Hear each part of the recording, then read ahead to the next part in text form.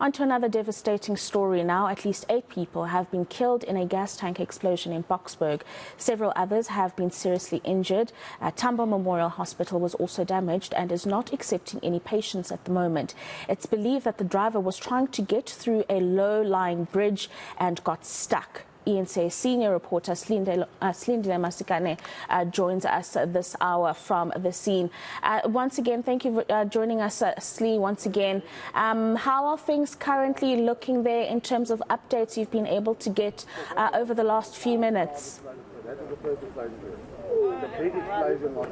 Well, at this point, we have been moved even further away from what has been described as the hot zone. However, the fire itself has been contained. Firefighters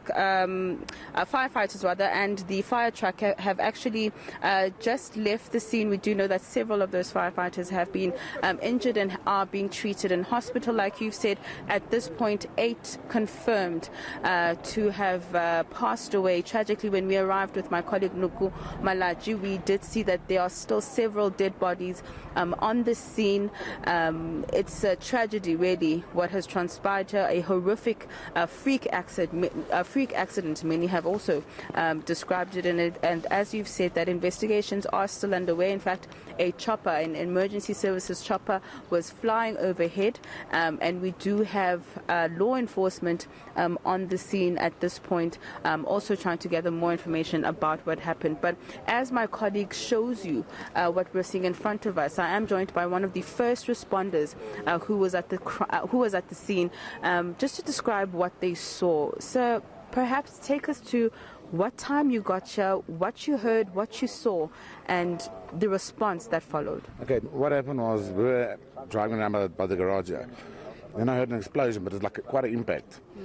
I think about a few seconds afterwards, another 2 explosions. So then we thought, no, this must be around us. We thought it was a bomb or maybe a power station blew up. So we came out of the garage and we saw the smoke coming from here by the bridge. So we came around here and we saw that obviously a truck or something, because you could see the front of the truck. And the cars had exploded underneath there. Luckily, the people ran out there. And we tried to get people, were all running there to see what's happening. I'm trying to get people away from there, and they don't want to listen. There's no cops around here. So we drove around to the other side to try and see if there's people over there watching. So we went around the other side, tried to disperse the people there, but they don't want to listen. And yet again, still no police, no metro, no SAP, nobody was there. The only people that were there were the firefighters. They're the only people that were there.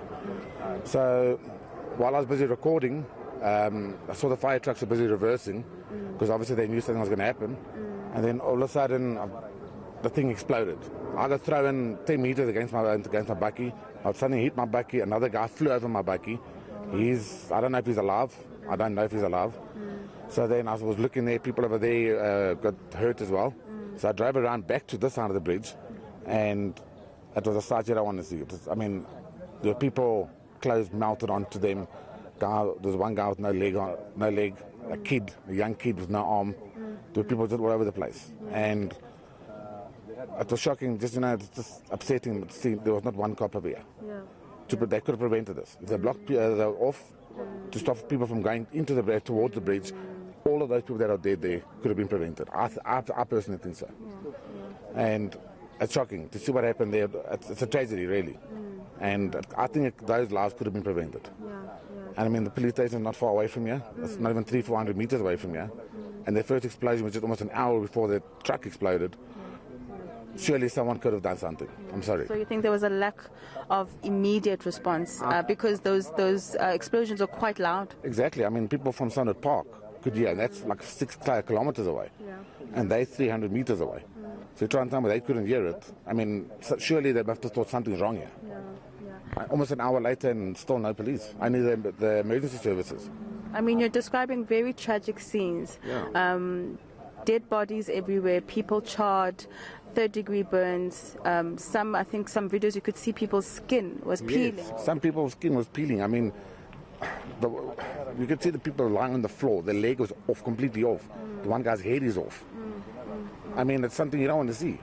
I mean, that could have been prevented if just people listened. They're not going to listen to us. I try to tell people to get away there.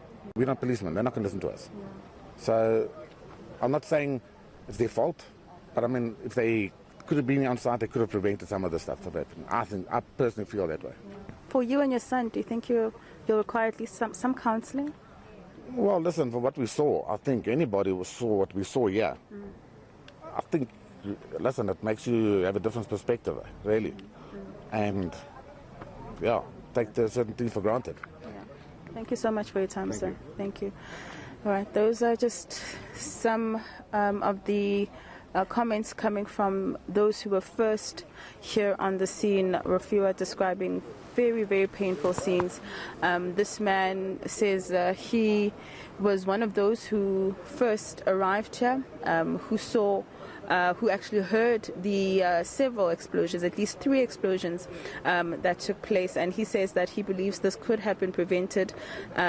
He's saying that he and his son may require counselling, but he also believes that there was a lack of response from the law enforcement services, the police in particular, saying that the police station is not too far. Rafua, we have actually spotted and seen some of those representatives from the actual truck company.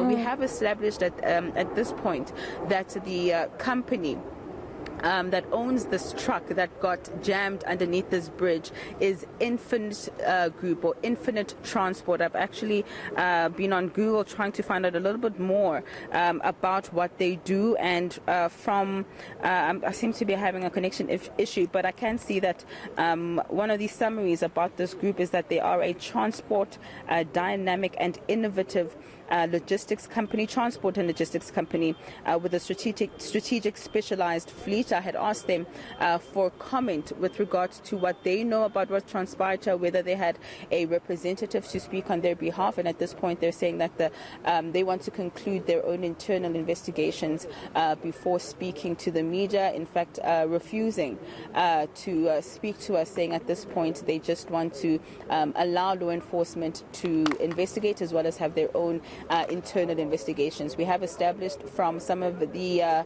officials here that the truck driver themselves did survive the blasts, that he was removed from the truck, that he has suffered some injuries and is in hospital as we speak. And of course some of the officials from agencies such as the RTMC saying to us that this could have been prevented.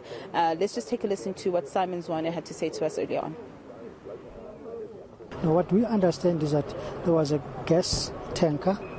He tried to go under the bridge, and there's a low-lying bridge, got caught under the bridge, and then there was an explosion. Now, on the first explosion, it attracted onlookers, and people went there to go and look.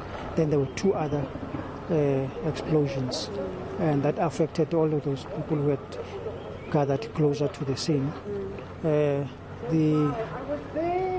Eguruleni fire engine that had responded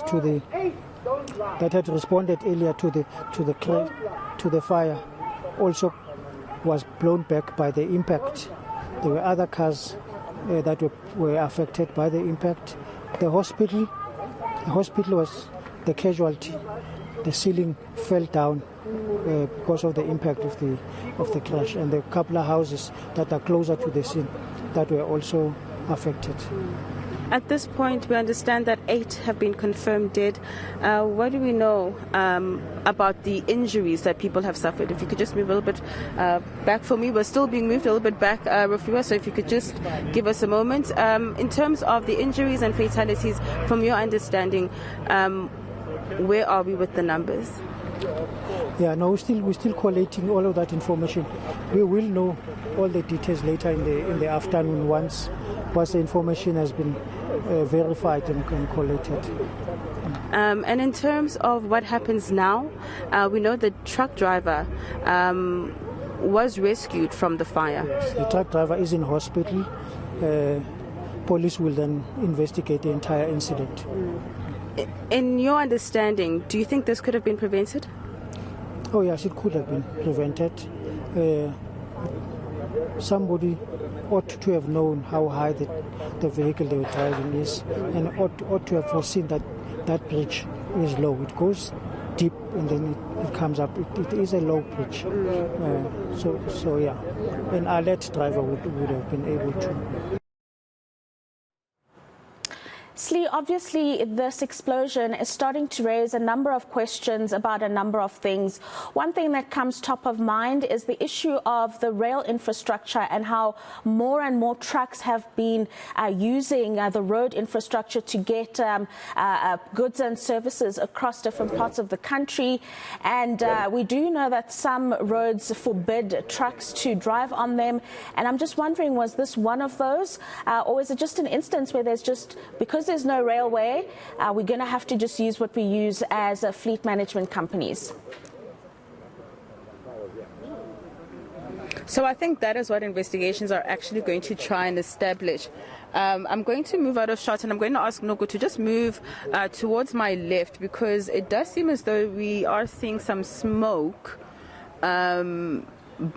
a few meters towards where this explosion took place. So I did say to you earlier that the scene itself is still being described as a hot zone, and it seems as though there are firefighters that are returning, and we are seeing some smoke in the distance. We do understand that emergency services at this point as well, Rofiwa, I just want to add, are in a debrief session. Perhaps we will be getting an update a little bit later on. But in terms of your question itself, I think in my interview with Simon Zwane from the RTMC, he actually did indicate that a truck driver who has been trained, who knows which routes they're supposed to take, which roads they're supposed to be on, you know, what roads they can essentially use, roads such as this that do have low-lying bridges. He says somebody with experience, somebody who has been well trained, somebody who's not trying to, you know, perhaps take a shortcut, would know that a truck of that size was not going to make it underneath that bridge, just due to how low that the bridge is, and the fact that it was the size of the truck, it was going to get jammed. So I think investigations are going to try and establish exactly what was the state of the driver themselves, as well as get more context as to why it is they wanted to use this route, what actually brought them this way, and why did they not turn around when they could see that the bridge is certainly too low to allow for the truck to go through. So at this point, like I said, still at the very early stages of investigations around what happened here. In fact, I do see to my right one of the representatives of that trucking company that I was referring to, Rofiwa, that is the Infinite Transport Group, or Infinite Group. One of those representatives who I spoke to earlier, who I tried to get some comment from, telling me that at this point they are having their own internal investigations and will not be speaking to the media at this point. So like I said, we are awaiting a further update from emergency services in terms of those who are in hospital. You know, some of those who are actually onlookers who are still too traumatized to speak to us are saying that they can't believe that in fact the fatalities are sitting at 8. They're saying that the scenes that they arrived to here earlier on were far worse. They believe that there are more people who have succumbed perhaps to their injuries, but at this point the only confirmation we have is that unfortunately 8 people have lost their lives. Sure. It is quite scary to think that there could be more people that have lost their lives. Silindile, I did see some firefighters making their way back to that smoke area.